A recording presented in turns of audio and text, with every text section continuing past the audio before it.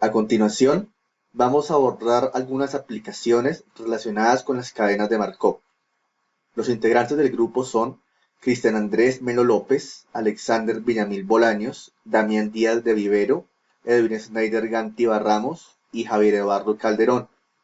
Trabajo realizado para la Universidad Nacional de Colombia, la asignatura Modelos Estocásticos y Simulación para Computación y Telecomunicaciones, con el profesor asociado Jorge Eduardo Ortiz Triviño. Vamos a describir algunas aplicaciones que se pueden realizar usando el modelo probabilístico de las cadenas de Markov. Vamos a mostrar dos de ellas. La primera de ellas se llama la ruina del apostador. El problema en esta aplicación consiste en que tenemos un jugador que realiza varias apuestas de dinero en un juego y la idea es que en cada una de las apuestas hay una probabilidad la cual vamos a denotar P, es decir, la probabilidad de ganar una apuesta va a ser P. Y por ende, el contrario, la recíproca, la posibilidad de perderla, que va a ser denotada Q, va a ser igual a 1 menos P. Por ende, si se tiene inicialmente en el juego K unidades de dinero, pueden ser dólares, pesos u otra unidad genérica, y se gana una apuesta, entonces para la apuesta siguiente se tendrán K más 1 unidades. Pero por el contrario, si se pierde, se tendrán K-1 unidades. Eso quiere decir que se pierde una unidad en caso de perder la apuesta y se gana una unidad en caso de ganar la apuesta. Si en algún momento del juego K igual a cero, o sea, si, si nuestro jugador pierde todas sus unidades de dinero, pierde todo su dinero, se dice que el jugador está en quiebra. Y por último, se dice que también el juego finaliza con un cierto K igual a una constante n. La n sería como la meta a la que el jugador desea llegar, ¿sí? Es decir, por ejemplo, yo quiero realizar una serie de apuestas y mi idea es llegar a 100 unidades de dinero, por ejemplo, $100. Puede pasar que llegue a 100 o puede pasar que con el paso del tiempo se quede en ceros. Entonces esto nos lleva a dos cuestionamientos. El primero es, ¿cuál es la probabilidad de iniciar un juego, obviamente con cierto número de unidades de dinero, y después de cierto número de apuestas hasta finalizarlo, lograr acumular una fortuna N? ¿Qué probabilidades tiene el apostador de quedar en la quiebra? Es decir, de haber iniciado el juego con ciertas unidades de dinero y al final terminar sin nada. Entonces, para ello podemos aplicar las cadenas de Markov. Para ello, entonces vamos a pensar en un proceso de Markov x sub n, en el cual n consta de valores de 0 para la primera apuesta, 1 para la segunda, 2 para la tercera, y así sucesivamente, hasta un número de apuestas que desconocemos. Pero lo importante en este caso es que ese número va a ser finito. Inicialmente vamos a suponer que la probabilidad de pasar del estado cero, es decir, de no tener absolutamente nada de dinero, al mismo estado cero, es exactamente igual a la probabilidad de haber llegado a la meta de dinero y mantenerse en esa meta de dinero, que sería P sub nn. Eso sería igual a P sub 00 y eso sería igual a 1. ¿Sí? Se mantiene. Entonces para ello vamos a definir un modelo en el cual si tenemos I unidades y queremos saber la probabilidad de pasar a I más 1 unidades, entonces esto lo vamos a definir como un valor P que al mismo tiempo va a ser igual a la recíproca, es decir, a 1 menos la probabilidad de tener I unidades y pasar a I menos 1 unidades. Y eso es lo que vamos a denotar con Q, donde I puede ser cualquier valor que vaya desde 1 hasta n menos 1, que ya sería tener la meta menos una unidad. Ya con los conocimientos que tenemos de las cadenas de Markov, podemos determinar que los estados 0 y el estado n son estados absorbentes.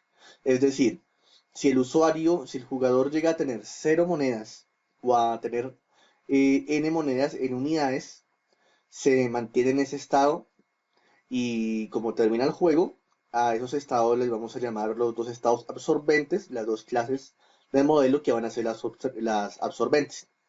Y la clase de 1 hasta n-1 va a ser la clase de los estados transitorios. ¿Sí? Vamos a tener un número, puede ser grande, puede ser pequeño de apuestas, pero lo importante es que en algún momento va a terminar. Muy bien, ahora vamos a denotar un nuevo término llamado P sub i, el cual nos va a indicar la probabilidad de pasar en un momento dado del juego de tener i unidades a lograr tener la cantidad n unidades, la meta fijada. Entonces, condicionando nuestro objetivo, fácilmente nosotros podemos saber que si estamos en el estado I, o muy bien podemos pasar al estado I más 1 con una probabilidad P, o al estado I menos 1 con una probabilidad Q. Luego, por el teorema de probabilidad total, fácilmente podemos determinar que P sub I es igual a P por el mismo P, pero definido en I más 1 más Q, el equivalente a 1 menos P, por la misma definición de P, pero en I menos 1. Hacemos una serie de despejes, multiplicamos por P más Q y finalmente observamos que tenemos una diferencia entre P sub I más 1 y P sub I. ¿Para qué hacemos esto? La idea es obtener una mejor definición de P sub I, porque como se observan estas ecuaciones, observamos que el valor de P sub I está asignado de forma recursiva a la misma función de probabilidad, pero definido en otros valores, como P sub I más 1 y P sub I menos 1. Y la idea es tener un valor fijo que dependa únicamente de Q, de P, y eventualmente que pueda llegar a depender de N, que sería nuestra meta. Entonces, para eso llegamos a nuestro primer resultado, que sería la diferencia entre la probabilidad en I más 1 menos la probabilidad en I, que nos da igual a Q sobre P multiplicado por la diferencia pero a la inversa. La probabilidad de estar en el estado I menos la probabilidad de estar en el estado I menos 1. Y vamos a continuar desarrollando esta operación. Y entonces, en base a lo que ya se tiene, vamos a iniciar con el caso base. Si estamos en el estado 0, la probabilidad del estado 0 va a ser igual a 0. ¿Por qué pasa eso? Porque por definición, P de 0 sería qué tanta posibilidad tengo yo de no tener ninguna moneda a pasar a mi meta de n monedas, que sería algo mayor a 0. Y como yo no tengo dinero para apostar, el juego ahí terminó, me quedé en la quiebra, entonces es completamente imposible llegar hasta ese estado. Por ende, la probabilidad del estado 0 es 0. Entonces aprovecha esa propiedad para usar la anterior ecuación y definir la diferencia asignándole ahí el valor de 2. Entonces, como tal, se define en la primera ecuación eso. P2 menos P1 igual a Q sobre P multiplicado por P1 menos P sub 0. Como P sub 0 es igual a 0, entonces se tiene que la diferencia entre P sub 2 y P sub 1 es igual a Q sobre P multiplicado por P sub 1 menos 0, que es igual a P sub 1. Luego se asigna ahí el valor de 3 y se dice, muy bien, P3 menos P2 va a ser igual a Q sobre P de valor de P2, es decir, I menos 1 menos P sub 1, que sería el I menos 2. Y a esto le asignamos de igual forma el valor Q sobre P. Pero se tiene que P sub 2 menos P sub 1 ya está definido en la anterior línea, que era Q sobre P por P sub 1. Si generalizamos y continuamos haciendo estas diferencias y asignándole ahí un valor mayor, mayor, mayor, se va a encontrar una generalización en la cual P sub i menos P sub i menos 1 es igual a Q sobre P por P sub i menos 1 menos P sub i menos 2, lo cual es igual a multiplicar Q sobre P por Q sobre P por Q sobre P y menos 1 veces multiplicado por P sub 1.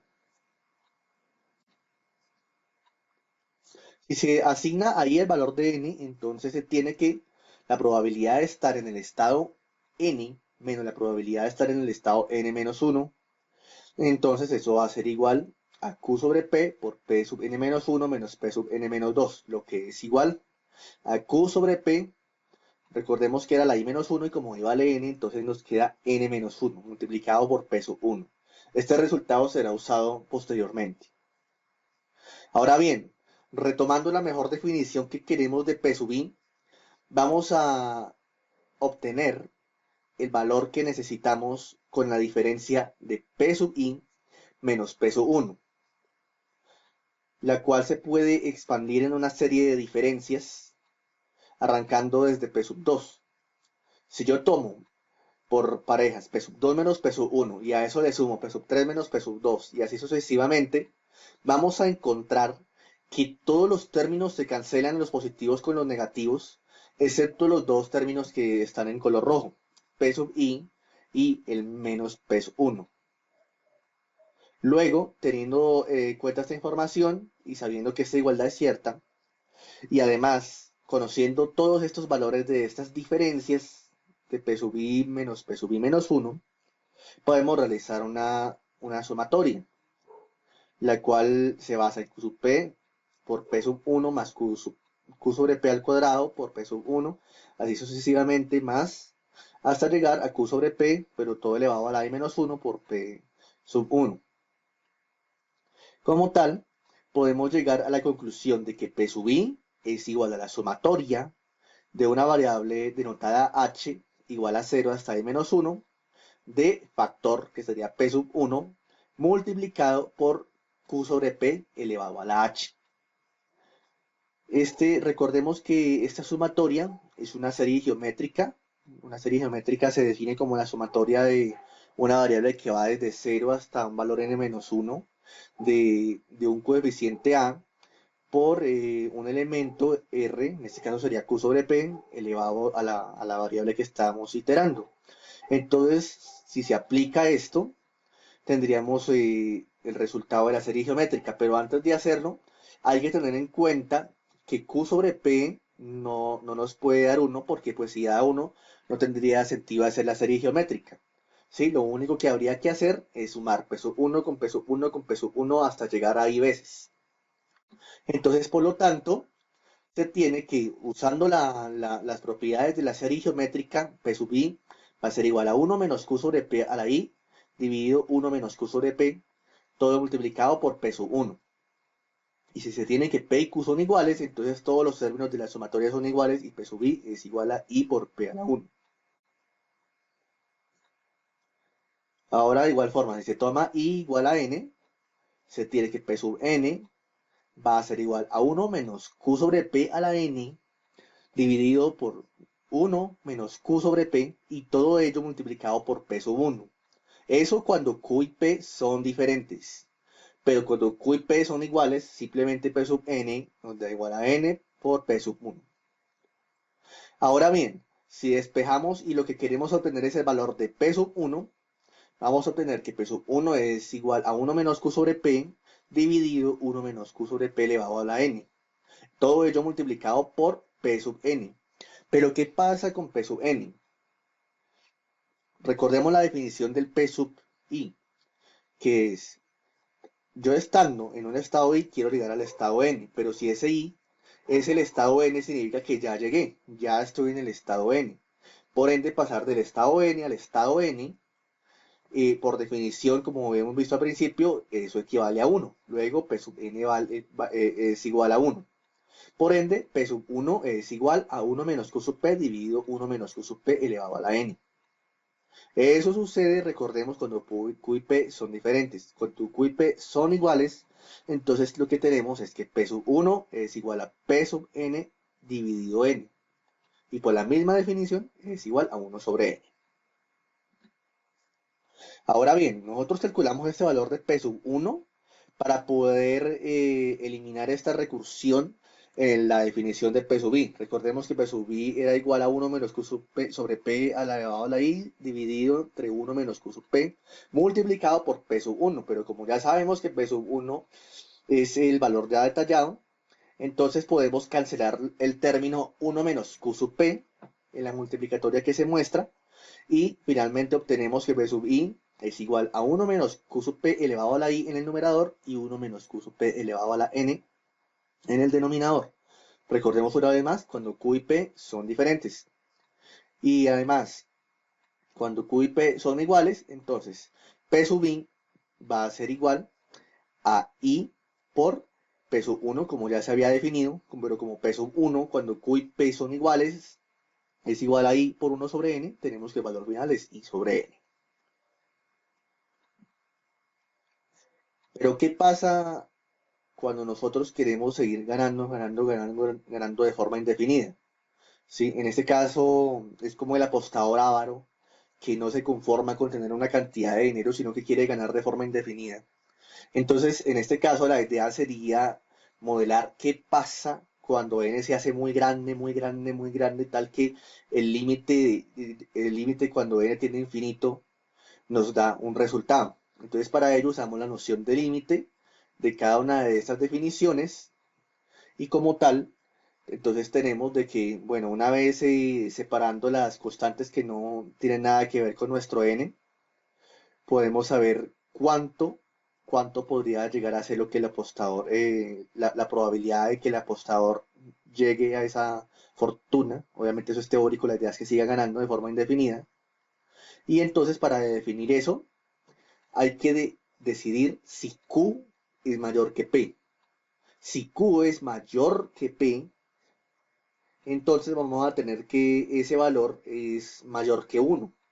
Algo mayor que 1 elevado a la n, que es un valor que tiene infinito, va a ser algo gigantesco. Y eso gigantesco, como está en el divisor, va a producir que eso tienda a cero. Luego, si Q es mayor que P, entonces, indiscutiblemente, este límite va a converger hacia cero. De lo contrario, en caso de que Q sea menor que P, se tiene que este valor es inferior a 1. Y un valor inferior a 1 elevado a una potencia que tiene infinito va a tender a cero. Luego, en este caso, lo que vamos a tener es la constante que se tenía por ese límite que converge a 1. Luego, en este caso, la probabilidad sería 1 menos Q sobre P elevado a la I. Y por último, si Q es exactamente igual a P, entonces tenemos que, como n es el denominador y n tiene infinito, no importa el valor de I, eso converge a cero. Con ello podemos concluir la única manera de que Q sea mayor que P es que Q sea mayor a un medio, por la definición de probabilidad de la axiomática de probabilidad. De igual forma, si Q es igual a P, entonces P es igual a un medio, Q es igual a un medio. Y la única para que P sea mayor que Q, y en realidad la probabilidad no sea cero, es que P sea mayor a un medio. Entonces se tiene aquí una gran conclusión, y es que si se quiere de verdad seguir ganando dinero, necesariamente mi probabilidad de éxito en la apuesta tiene que ser mayor a un medio. De lo contrario, el consejo es no, el consejo aquí en este caso, no arriesgarse porque se puede perder mucho dinero. Aquí mostramos un ejemplo en el cual Bactivo obtiene un capital de 5 y 10 unidades respectivamente. Ellos juegan al tiro de la moneda y si la moneda cae en cara, la ganadora será Patty. Si cae en sello, el ganador es Bob. La moneda está viciada, es decir, que no es como nuestras monedas normales, que la probabilidad de que caiga cara o de que caiga sello en la misma, sino que está completamente viciada. Entonces se tiene que la probabilidad de caer en cara y que por ende gane Patty es de 0,6, mientras que la probabilidad de que caiga sello y gane Bob es de 0,4. Surgen dos cuestiones. ¿Cuál es la probabilidad de que en algún momento Patty le quite todo el dinero a Bob? Es decir, Patty tiene 5 unidades, Bob tiene 10. Entonces, si Patty le quita todo el dinero a Bob, entonces Patty va a quedar con su capital inicial, que eran 5, más los 10 que le ha quitado a Bob, es decir, un total de 15 unidades.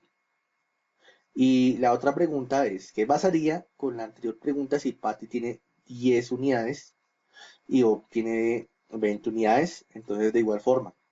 La idea es aquí llegar a concluir qué pasaría si, si la llegada para Patty sería 30, que serían las 10 unidades iniciales más las 20 que le quitaría a Bob.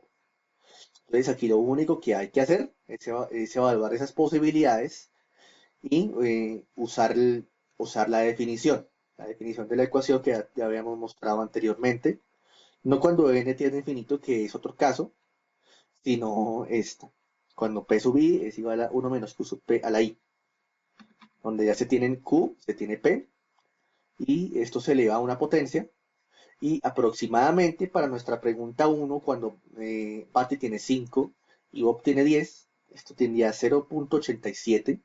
Es decir, que hay una muy alta probabilidad de que Patty le quite todo el dinero a Bob. Y la otra, cuando Patty tiene 10 y Bob tiene 20, hay una alta, muy alta probabilidad. O sea, prácticamente va a pasar que Patty le va a quitar todo el dinero a Bob.